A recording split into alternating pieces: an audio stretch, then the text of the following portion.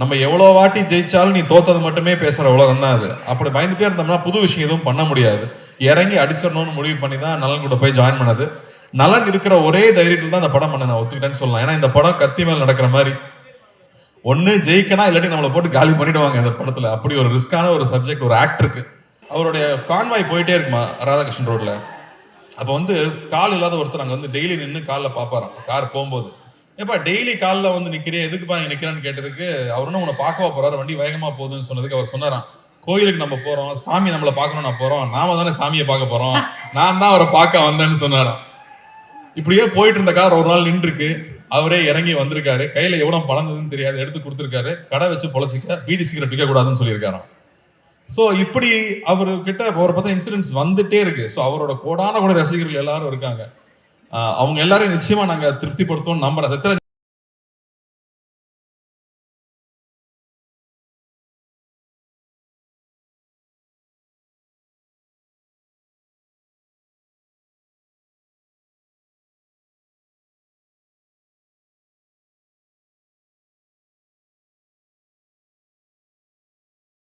இந்த மாமா சௌக்கியமா? Love you. இவ்வளவு நேரம் பொறுமையா இருந்தவங்க எல்லாருக்கும் என்னுடைய அன்பு. இங்க வந்திருக்க பெரியவங்க எல்லாருக்கும், சித்ராஜ் மாமாவுக்கு, நலனுடைய குடும்பத்தார் எல்லாருக்கும், சுந்தர் சார், அனந்தராஜ் சார், எல்லாரும் இருக்காங்க, ஷில்பா, கிருத்தி, கிரண் சார், மாஸ்டர், ரொம்ப ரொம்ப சந்தோஷம் நீங்க எல்லாரும் இங்க வந்திருக்கிறது. நலன் சொன்ன மாதிரி தர்மத்தின் வாழ்வதனை சூதுக்கவும் ஒரு படம் பண்ணிட்டு கிட்டத்தட்ட 10 வருஷத்துக்கு அப்புறமா மறுபடியும் தர்மமே வெல்லும்னு ஒரு படம் பண்ணியிருக்காரு. அந்த நல்லதை மறுபடியும் கொண்டு வந்து சேர்த்ததுக்கு உங்களுக்கு ரொம்ப ரொம்ப நன்றி நலன்.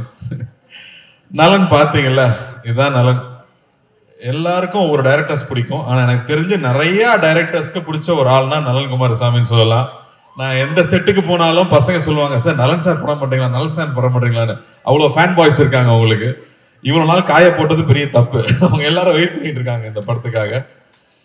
நலன் வந்து ஒரு தக் லைஃபாவே வாழ்ற ஒரு ஆளுங்க. நீங்க பாத்தீங்கல்ல, இங்க வந்து வைஃபுக்கு சல்யூட் அடிச்சுட்டு போறாப்புல, இப்படி ஸ்கோர் பண்ணிட்டு போய் நமக்கு திட்டு வாங்கி கொடுக்குற ஒரு ஆளு.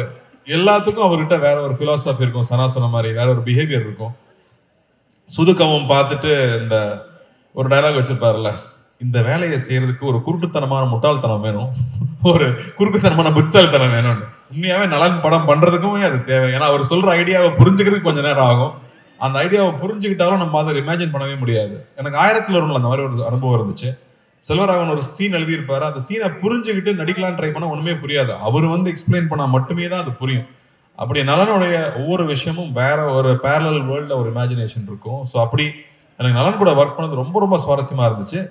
சுதுக்கவும் பண்ணிட்டு அவர் கூட படம் பண்ண போறோங்கிறப்ப ஜாலியா ஒரு படம், இந்த குழந்தைகளை கடத்தலாம், இல்ல அரசியல்வாதிகளை கடத்தலாம், அப்படி ஏதாவது ஜாலியா ஒரு கதை சொல்லுவாருன்னு பார்த்தா அவர் வாத்தியார்னு ஒரு கதையை கொண்டு வந்து கொடுத்துட்டாரு.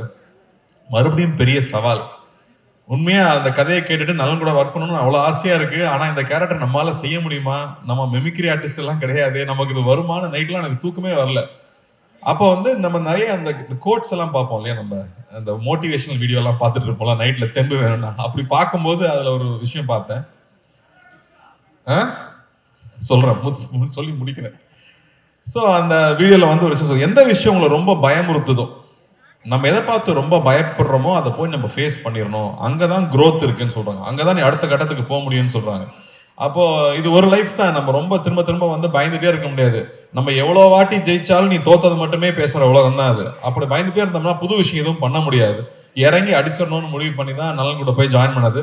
நலன் இருக்கிற ஒரே தைரியத்தில் தான் இந்த படம் பண்ண நான் ஒத்துக்கிட்டேன்னு சொல்லலாம். ஏன்னா இந்த படம் கத்தி மேல் நடக்கிற மாதிரி, ஒன்னு ஜெயிக்கனா இல்லாட்டி நம்மளை போட்டு காலி பண்ணிடுவாங்க இந்த படத்துல. அப்படி ஒரு ரிஸ்கான ஒரு சப்ஜெக்ட் ஒரு ஆக்டருக்கு. ஆனா படமா ஜாலியான படம், என்டர்டெய்னிங்கான ஃபிலிம். அவர் சொன்ன மாதிரி இது ஒரு 80s 90s தமிழ் சினிமாக்குன்னு ஒரு அடையாளம் இருக்கு. நம்ம எல்லாமே நம்ம ரூட்ஸை போய் தேடிட்டு இருக்கோம் இல்லையா, அப்படி தமிழ் சினிமாவுக்கு ஒரு அடையாளமா இருக்கிற மசாலா படங்களுக்கு ஒரு ட்ரிபியூட்டா அந்த படம் இருக்கணும் அப்படிங்கிறது அவருடைய எண்ணம். ஸோ ஒரு ஃபுல் அண்ட் ஃபுல் என்டர்டெய்னர். ஒரு பக்கம் வாத்தியாருங்கிற கேரக்டருக்கு, அந்த கேரக்டருக்குள்ள இப்போ போலான்னு முடிவு பண்ணியாச்சு.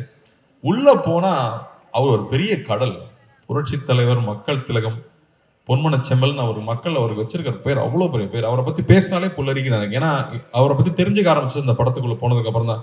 Love you boys, love you. இன்னைக்கும் love you guys, love you மக்களே. இன்னைக்கும் நீங்க வந்து ஒவ்வொரு வீட்டுக்கு போனீங்கன்னா அவரோட புகைப்படத்தை பார்க்க முடியும். ஒண்ணு அதுக்கு பொட்டு வச்சு மாலை போட்டு சாமி கும்பிட்டு இருப்பாங்க, இல்லாட்டி பெருமையா அந்த முகத்தை பார்க்கணுங்கிறதுக்காக வச்சிருப்பாங்க. அப்படி ஒரு பெரிய ஐகான். அவர் வெறும் 60s 90s 70s 80sல இருந்த ஒரு நடிகர் இல்ல, அவர் ஒரு எமோஷன், அவர் ஒரு தனி சகாப்தம். அவர் மாதிரி யாருமே சொல்ல முடியாது. அவர் வாழ்க்கையில சந்திக்காத கஷ்டம் கிடையாது. ஆனா அவரு மாதிரி மக்கள் நேயம், அவரு மாதிரி தாராள குணம் அப்படி யாருமே நம்ம சொல்லிடவே முடியாது. அவர் சாதாரண ஆள் கிடையாது. அவர் வந்து தமிழ் சினிமாவை மாத்திருக்காரு, தமிழ்நாட்டு அரசியலை மாத்திருக்காரு, எத்தனையோ பேர் வாழ்க்கையை மாத்திருக்காரு. அவர் ரசிகர்களுக்கு நல்லதே சொல்லி, நீங்க நல்லது சொன்னா கிரிஞ்சுன்னு சொல்லும் போது நான் நல்லதுதான் சொல்லுவேன், என் ரசிகனும் என்ன மாதிரிதான் இருக்கணும், நல்லதை மட்டுமே சொல்லி கொடுத்து தன் ரசிகனும் என்ன மாதிரியே இருக்கணும்னு பண்ணியிருக்காரு. அவரோட ரசிகர்கள் தண்ணி அடிக்க மாட்டாங்க, தம் அடிக்க மாட்டாங்க. எப்படி அவ்வளவு இன்ஃபுளுன்ஷியலா அவர் இருந்திருக்க முடியும்ங்கிறது ரொம்ப ரொம்ப ஆச்சரியமா இருக்கு. அவர் பாடல்கள் மூலமா அவ்வளவு விஷயங்களை சொல்லிட்டு போயிருக்காரு. இன்னைக்கு வந்து நியாயம் தர்மம் இல்லாட்டி வந்து தன்னம்பிக்கை வேணும்னா இன்னைக்கும் அவரோட பாடல்கள் தான் நமக்கு உதாரணமா இருந்துட்டு இருக்கு. அவர் பாட்டை பாடினாலே வைரல் ட்ரெண்ட் தான். அப்படி ஒருத்தர் அவர் நம்ம பண்ண போறோங்கிறது ரொம்ப ரொம்ப பயமா இருந்துச்சு. இன்னும் அவரோட பத்தி இன்னுமே பேசிட்டு இருக்கோம், இன்னுமே அவரை பத்தி பேசிட்டு இருக்கோம். அவர் ஒரு பாட்டுல சொல்லியிருக்காரு, வாழ்ந்தாலும் மறைந்தாலும் பேர் சொல்ல வேண்டும், இவர் போல யார் என்று ஊர் சொல்ல வேண்டும் அவரே பாடிட்டு போயிட்டார். தன்னுடைய வாழ்க்கையே மக்கள் பணியா இருக்கணும், மக்களுடைய நன்மை தான் என்னுடைய வேலையினே ஒர்க் பண்ணியிருக்காரு. அதுக்கு முத்தாய்ப்பா நம்மளோட சென்னை சென்ட்ரல் ஸ்டேஷனுக்கு அவரோட பேரை வச்சிருக்காங்க. புரட்சி தலைவர் doctor MGR Chennai central station பேரு. ஒரு நாளைக்கு கிட்டத்தட்ட 400 ட்ரெயின் இங்க இருந்து கிளம்புது. ஒவ்வொரு ட்ரெயின் கிளம்பும் போதும் சென்னை புரட்சி தலைவர் டாக்டர் எம்ஜிஆர் ராமச்சந்திரன் அவர்கள் பேர்ல சென்னையிலிருந்து கிளம்புற ட்ரெயின்னு ஒரு நாளைக்கு கிட்டத்தட்ட 5000 தடவை அவரோட பேர் அனௌன்ஸ் பண்ணிட்டே இருக்காங்க. அப்படி வாழ்றதுன்னா அப்படி எப்பேற்பட்ட வாழ்க்கையா இருக்கும், அவர் எப்பேற்பட்ட மனிதரா இருக்கும். அவரை நம்ம இங்க கொண்டு வந்து சேர்க்கணுங்கிறது சாதாரண விஷயம் இல்லை. ஸோ தொடர்ந்து அவர் படங்களையே பார்க்கறது, இன்ஃபேக்ட் சிலம்பம் கிளாஸ்லாம் போய் ரொம்ப நாள் ஆயிடுச்சு. நான் தெரிஞ்சு இந்த ஷூட்டிங் டைம்ல காலையில 1 hour ஈவினிங் 1 hour ஷூட்டிங் போயிட்டு வந்துட்டு முன்னாடியும் கண்டினியூஸா ஒரு 1 month ப்ராக்டிஸ் பண்ணேன். அனலர்ஸ் மாஸ்டர் தான் கூட நின்று அவர் அவங்க அப்பா கதையெல்லாம் சொல்லி, இன்ஃபேக்ட் வி ரியலி என்ஜாய். இது வந்து எங்க ஜென்ரேஷனோட ட்ரிபியூட்டா சொல்லலாம். இது வந்து ரொம்ப பக்தியோட அந்த கேரக்டர் பண்ணியிருக்கோம்னு நான் சொல்லுவேன். எவ்வளவு சின்சியரா அந்த கேரக்டர் அப்ரோச் பண்ண முடியும். இந்த படம் பார்க்கும்போது அவருக்கும் அவருடைய ரத்தத்தின் ரத்தமான ரசிகர்களுக்கும் என்ன உறவு இருந்துச்சு அப்படின்னு நீங்க கொஞ்சம் புரிஞ்சுட்டீங்கனாலே நாங்க பெரிய சக்சஸ் நம்புவேன். இதுல அவ்வளவு என்டர்டைன்மெண்ட் இருக்கு, அவ்வளவு ஜாலி இருக்கு. அதை தாண்டி அந்த அற்புதமான ஒரு ரசிகனுக்கும் அவனுடைய ஒரு தலைவனுக்கும் இருக்கிற உறவு இருக்குல்ல, அன்கண்டிஷனல் உறவு இல்லை. நீங்க எங்களுக்கு கொடுக்குற அன்பு வந்து அன்கண்டிஷனல் அன்பு. எதுவுமே எதிர்பார்க்கல, நான் உன்னை பார்த்தா போதும், நான் உன்னை பத்தி பேசினா போதும்னு நீங்க இருக்கீங்கல்ல, அதுக்கு நான் எவ்வளவு கோடி கொடுத்துட முடியும், அந்த அன்புக்கு எவ்வளவு கோடி கொடுத்துட முடியும். இது வந்து ரசிகர்களுக்கு நான் பண்ற ஒரு விஷயமா, உங்களோட அன்பு, உங்க முகத்தை பார்த்து பார்த்து நீங்க கொடுக்குற அன்பு இருக்கு இல்லையா, அந்த அன்புக்கு பரிகாரமா நான் இந்த படத்துல நடிச்சேன்னு நான் சொல்லலாம். ஏன்னா இது ஒரு ரசிகனுக்கும் அவனுடைய தலைவனுக்கும் இருக்கிற அந்த உறவு தான் இந்த படத்துடைய கோர் எமோஷன் நான் சொல்லுவேன். லவ் யூ தம்பி, லவ் யூடா, லவ் யூ ஆல்வேஸ் டா. சோ இந்த படம் ஒரு புது அனுபவம். இந்த படத்துக்குள்ள போனதுக்கு அப்புறம் வந்து முக்கியமா நான் ஜார்ஜோடைய ஒர்க்கும் சந்தோஷ் நாராயணோட ஒர்க்கும் கிரண்ஸோட ஒர்க்கும் சொல்லுவேன். ஏன்னா இது வேற ஒரு வேர்ல்டு, ஒரு பேரலல் வேர்ல்டு நலன் கிரியேட் பண்ணி இருக்கிறது. ஏன்னா வந்து எல்லாம் 90s கிட்ஸ் தான் சொல்லுவாங்க, டே நலன் யாருன்னு உங்களுக்கு தெரியாதுடா, இந்த படம் வரலண்டா அப்பதான்டா தெரியும்னு 90s கிட்ஸ் கதறது நான் பாக்குறேன். ஸோ மறுபடியும் நமக்கு ஒரு ஓஜி மறுபடியும் ரொம்ப நாளுக்கு அப்புறம் திரும்ப பார்க்க போறோம். எப்படி எம்ஜிஆர் சார் ஒரு ஓஜியோ அந்த மாதிரி திரும்ப ஒரு டார்க் காமெடியோட ஓஜியை மறுபடியும் இதில் கொண்டு வந்திருக்கோம். ஸோ ஐம் சோ ஹாப்பி நலன் கூட ஒர்க் பண்றது. நான் வந்து நலன் மாதிரி டைரக்டர் வந்து நான் அடிக்கடி யோசிப்பேன், தெலுங்குல பெரிய படங்கள் பண்றாங்க, மலையாளத்துல வித்தியாசமான படம் பண்றாங்க, தமிழுக்கு என்ன அடையாளம் இருக்கு, நம்ம வித்தியாசமா என்ன பண்றோம். ஏன்னா இங்க வந்து ரொம்ப பயந்துட்டே இருந்தோம்னா யூஸ்வலான ஃபில்மே பண்ணிட்டு இருந்தா பிரயோஜனம் இல்லை, புது விஷயங்கள் பண்ண முடியாது. அப்போ இந்த மாதிரி டைரக்டர்ஸ் ரொம்ப ரொம்ப முக்கியம்னு நான் நினைக்கிறேன். அவங்க தொடர்ந்து படம் பண்றது முக்கியம்னு நினைக்கிறேன். ஸோ அந்த வகையில நலன் மறுபடியும் இந்த படம் பண்ணது, அதுவும் இந்த மாதிரி ஒரு டஃப்பான சப்ஜெக்ட் எடுத்துட்டு அதை இவ்வளவு ஜாலியா டெலிவர் பண்ணது ஐ அம் சோ ப்ரௌட். நலன் இந்த மாதிரி பேரியர் பிரேக் பண்ணலாம், புது விஷயங்கள் ட்ரை பண்ணவே விட மாட்டாங்க நம்மள. அந்த வகையில் I am so happy. And இந்த படத்துல வந்து வாத்தியாரா இருக்கணும்னு எல்லாம் சொல்லிட்டாங்க. ஆனா அதுக்கான மேக்கப் போடும்போது அவ்வளோ பயமா இருக்கும், பயந்தே நடிச்சிருக்கேன். பூர்ணிமா தேங்க்யூ. ஐ திங்க் ஒவ்வொரு காஸ்டியூமும் ஒரு 10-15 தடவை கரெக்ட் பண்ணியிருப்போம். பொறுமையா ஒவ்வொன்றும் பர்ஃபெக்ஷன் வர வரைக்கும் பண்ணி கொடுத்துட்டே இருப்பாங்க. அதே மாதிரி செரீனா ஆகட்டும், என்னோட மேக்கப் மேன் முருகன் ஆகட்டும், அந்த மீசை வரையறதுல இருந்து அந்த உருவம் வேஷம் போட்டு வந்து அவரா நிற்கும் போது அவர் எப்படி இருந்திருப்பாருன்னு யோசிச்சோம்னா நமக்கு தலையெல்லாம் சுத்திரும். அவரை பத்தி கேள்விப்படுற கதைகள், அவ்வளவு கதைகள் வந்துட்டே இருக்கு. இன்னும் நல்லா அழகா சொல்லிட்டு இருந்தாப்புல. ஒருத்தர் பத்தி விசாரிச்சோம்னா ஒரு 10 கதை சொல்லுவாங்க சார், அவரை பத்தி மட்டும் விசாரிச்சா எங்க போனாலும் கதையா வந்துட்டு இருக்கு. அவர் மக்களுக்கு போய் செஞ்ச விஷயங்கள், மக்களை போய் தொட்ட விஷயங்கள் 1-2 சொல்ல முடியாது, அவ்வளவு இருக்கு. ஒரு உதாரணம் சொல்றேன், அவருடைய கான்வாய் போயிட்டே இருக்குமா ராதாகிருஷ்ணன் ரோட்ல, அப்போ வந்து கால் இல்லாத ஒருத்தர் அங்கே வந்து டெய்லி நின்று காலில் பார்ப்பாராம் கார் போகும்போது. ஏப்பா டெய்லி காலில் வந்து நிற்கிறேன், எதுக்குப்பா இங்கே நிற்கிறான்னு கேட்டதுக்கு அவர் ஒன்றும் உன்னை பார்க்கவா போறாரு, வண்டி வேகமாக போகுதுன்னு சொன்னதுக்கு அவர் சொன்னாராம், கோயிலுக்கு நம்ம போகிறோம், சாமி நம்மளை பார்க்கணும், நான் போகிறோம், நாம தானே சாமியை பார்க்க போகிறோம், நான் தான் அவரை பார்க்க வந்தேன்னு சொன்னாராம். இப்படியே போயிட்டு இருந்த கார் ஒரு நாள் நின்றுருக்கு. அவரே இறங்கி வந்திருக்காரு, கையில் எவ்வளோ பழந்ததுன்னு தெரியாது, எடுத்து கொடுத்துருக்காரு, கடை வச்சு பொழைச்சிக்க, பீடி சிகரெட் விற்க கூடாதுன்னு சொல்லியிருக்காராம். ஸோ இப்படி அவர்கிட்ட அவரை பார்த்தா இன்சிடென்ட்ஸ் வந்துட்டே இருக்கு. ஸோ அவரோட கோடான கூட ரசிகர்கள் எல்லாரும் இருக்காங்க. அவங்க எல்லாரும் நிச்சயமா நாங்க திருப்திப்படுத்துவோம் நம்புறேன். சத்யராஜ் மாமாவே இங்க இருக்காரு, நான் பயந்தே தான் நடிச்சிருக்கேன்னு சொல்லுவேன். அவர்கிட்ட கேட்டுட்டே இருப்பேன், வாகேஸ்வர சார்கிட்ட கேட்டுட்டே இருப்பேன், ராஜ்கிரண் சார் கிட்ட கேட்டுட்டே இருப்பேன். ஸோ ரொம்ப சந்தோஷமா இருக்கு இந்த படம் வெளியே வருதுங்கிறது. சத்யராஜ் மாமா மறுபடியும் மொட்டை பாஸ் வில்லனா நடிச்சிருக்கிறது ஒரு ஸ்பெஷல் எலிமெண்ட்னு சொல்லலாம் இந்த படத்துல. ராஜ்கிரண் சார் வந்து ஒரு கம்ப்ளீட் டிவோட்டட் எம்ஜிஆர் அவர்களுடைய ஃபேனா நடிச்சிருக்காரு, தாத்தாவா நடிச்சிருக்காரு இந்த படத்துல. ஆனந்த்ராஜ் சார் ஒரு பயங்கர ஸ்பெஷல் பிந்தாஸ் கேரக்டர் அவரு. சுந்தர் சார் எல்லாருக்கூடையும். Shilpa I think very brave of you to do this character நான் சொல்லுவேன். ஏன்னா அவங்களுக்கு வந்து கண்ணம்மா ஒன்னு சாங்ல எல்லாரும் பார்த்து எல்லாம் கிறங்கிருக்காங்க பசங்க. மறுபடியும் இந்த படத்துல வேற ஒரு கேரக்டர் அவங்க பண்ணியிருக்காங்க. So this will be a very special film. ஜார்ஜோட ஒர்க் எக்ஸலண்டா இருக்கு. சனாவோட ஸ்கோர்ஸ் கொஞ்சம் கொஞ்சமா நான் பார்த்துட்டே இருக்கேன். டெஃபினட்டா வந்து ஒரு எபிக் சனா சொல்ல மாதிரி நமக்கு சூப்பர் ஹீரோவா வந்து சினிமாவில் வந்தது எம்ஜிஆர் அவர்கள் தான். அவர் நம்மளுடைய உடல் பொருள் ஆவியில கலந்தவரா இருக்காங்க நமக்கு முன்னாடி நம்ம பார்த்த ஐகான்ஸ் எல்லாருமே. ஸோ அவரு நம்ம சூப்பர் ஹீரோ எடுத்துட்டா நானும் இந்த படத்தை ஒரு சூப்பர் ஹீரோ படம் ஃபில்மாவே பாக்குறேன்னு சொல்லலாம். ஆனா நம்ம ஊர் மசாலா, நம்ம ஊர் ஸ்டைல்ல ஒரு படமா அது வந்திருக்கு. எல்லாருக்கூடையும் ஒர்க் பண்ணது ரொம்ப சந்தோஷம். இது ரொம்ப வருத்திக்கிட்டு நிறைய எஃபர்ட் போட்டு பண்ண படம். ஸோ நிச்சயம் இந்த படம் வெற்றி அடையணும். ஞானவேலுக்கு வந்து மிரக்கல் தான் இந்த படம் வந்து இப்போ வந்து இறங்கி இருக்கிறது. அது புரட்சி தலைவரோட ஆசீர்வாதத்தோட இந்த படம் நல்லபடியா வந்து ரிலீஸ் ஆகணும்.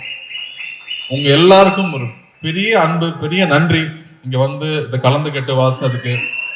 பத்திரிகை தொலைக்காட்சி நண்பர்களுக்கு முக்கியமா எல்லாரும் நீங்களாம் நிறைய பேர் எம்ஜிஆர் அவர்களையும் பார்த்துருப்பீங்க, அவங்களை பத்தி தெரிஞ்சிருக்கும். ஸோ உங்களுடைய அன்பு எப்பவுமே எங்களுக்கு தேவை. உங்களோட அன்பு நீங்க எப்பவுமே எனக்கு கைட் பண்ணியிருக்கீங்க, எப்பவுமே சரியான படங்கள் பண்ணும்போது பாராட்டி இருக்கீங்க. உங்களுக்கு ரொம்ப ரொம்ப நன்றி. இந்த படத்தை நீங்க சப்போர்ட் பண்ணணும். இந்த சப்போர்ட் ரொம்ப முக்கியம். ஏன்னா இந்த மாதிரியான அட்டம்ஸ் பண்ணும்போது நீங்க கொடுக்குற சப்போர்ட் தான் இந்த மாதிரி படங்கள் மறுபடியும் வந்துகிட்டே இருக்கும். ஸோ ரொம்ப ரொம்ப நன்றி. Thank you thank you thank you. Love you guys. Love you love you love you love you. Thank you.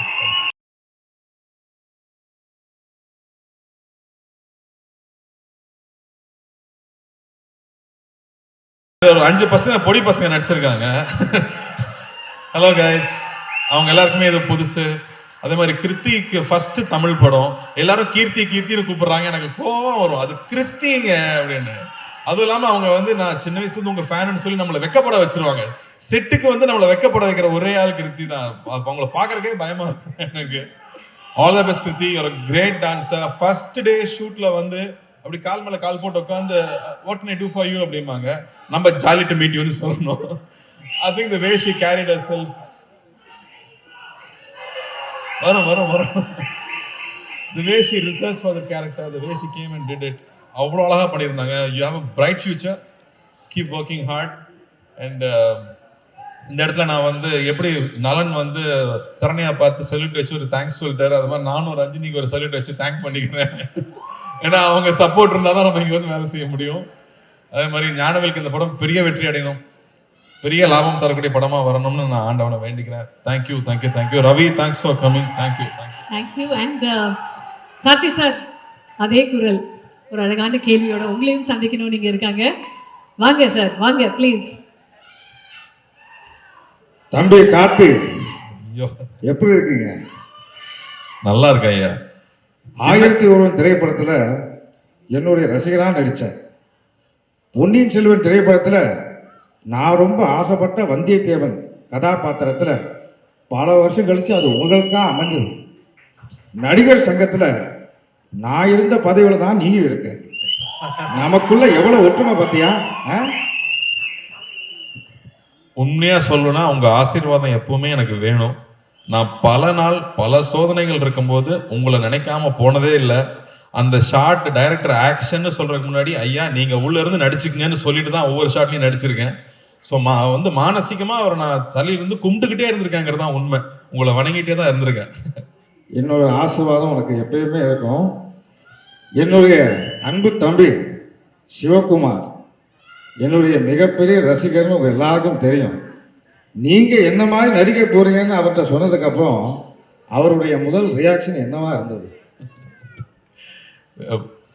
வாத்தியார் வாத்தியார்னு ஏன் சொல்றாங்கன்னா, எத்தனை சூப்பர் ஸ்டார் வந்தாலும் எல்லாத்துக்கும் பாதை போட்டு கொடுத்தது அவர் தான் வாத்தியார். அதனால அது பண்றப்ப ரொம்ப கேர்ஃபுல்லா இருக்கணும் அப்படின்னு சொன்னது.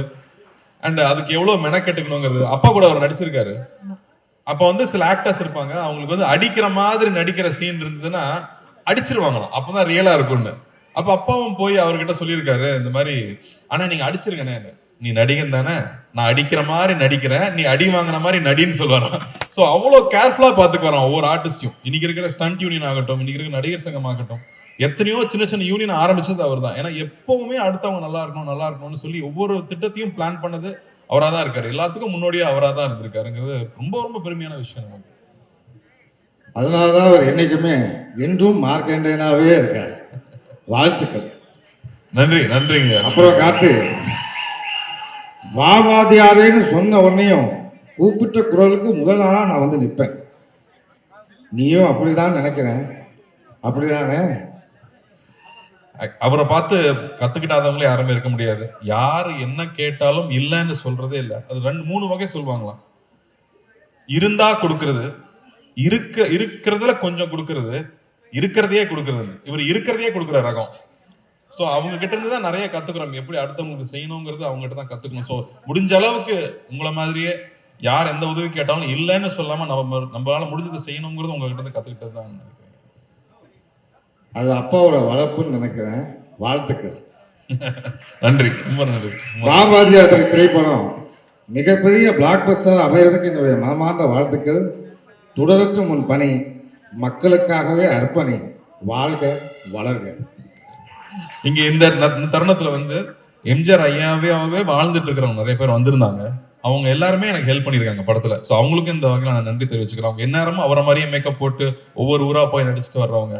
அதே மாதிரி அசிஸ்டன்ட் டைரக்டர்ஸ்க்கு, ப்ரொடக்ஷன் டீமுக்கு, எல்லாருக்கும் படத்துல ஒர்க் பண்ண எல்லாருக்குமே என்னுடைய மனமார்ந்த நன்றியை தெரிவிச்சுக்கிறேன். Thank you so much Karthi sir. And Vaavaathiyaar ஒரு சூப்பர் டூப்பர் ஹிட்டான ஒரு திரைப்படமாக அமையும். தமிழ் ரசிகர்களுடைய அன்பும் பாசமும் தியேட்டர்ஸ்ல உங்களுக்காக காத்துக்கிட்டு இருக்கோம். One more time for our very own Karthi சாருக்கு ஒரு பெரிய பெரிய கைத்தட்டல். லவ் யூ மக்களே. Thank you. Everybody, 12th of December 2025 Vaavaathiyaar நம்மளுடைய தியேட்டர்ஸ்ல studio green films private limited வழங்கும் கார்த்தி அவர்கள் இன் வாவாதியார்.